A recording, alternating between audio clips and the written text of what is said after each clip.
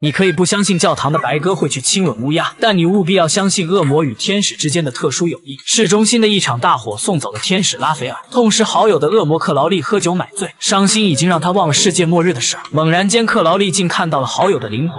Did you go to Alpha Centauri? No, I changed my mind. I lost my best friend.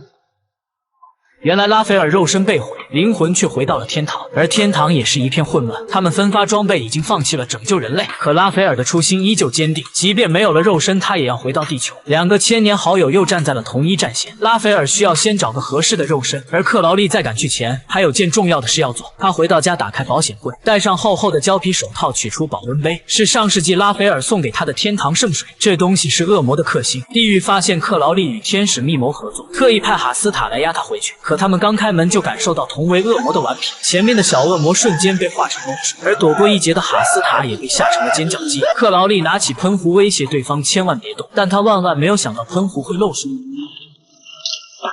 Time to go, Crowley.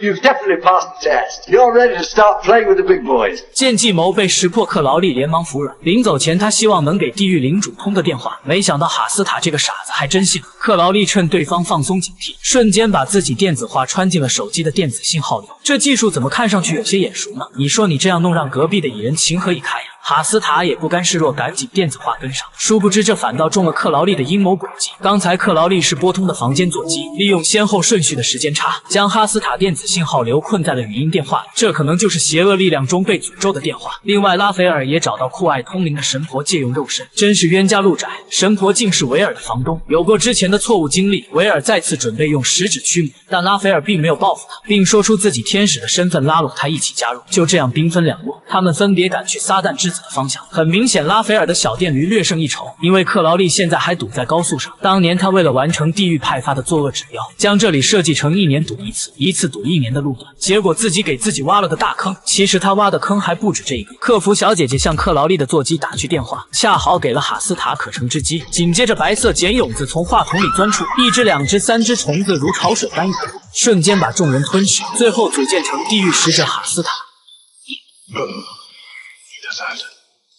恢复自由，他第一时间出现在克劳利面前，同时天启4骑士先一步占领了空军基地，甚至放出地狱火挡住克劳利的去路。但凡是亲眼目睹的人都会被瞬间洗脑。为了拯救地球上的人类，克劳利想到了好友拉斐尔，于是他没有犹豫，直接冲进火海。哈斯塔被烈火焚烧的魂飞魄散，彻底凉凉。而克劳利凭借着强大的信念安然无恙，并且意外获得燃烧着火焰的灵魂战车。可还是来晚了一步，亚当已经意外觉醒了恶魔之力，接下来他又会如何利用这股庞大的力量？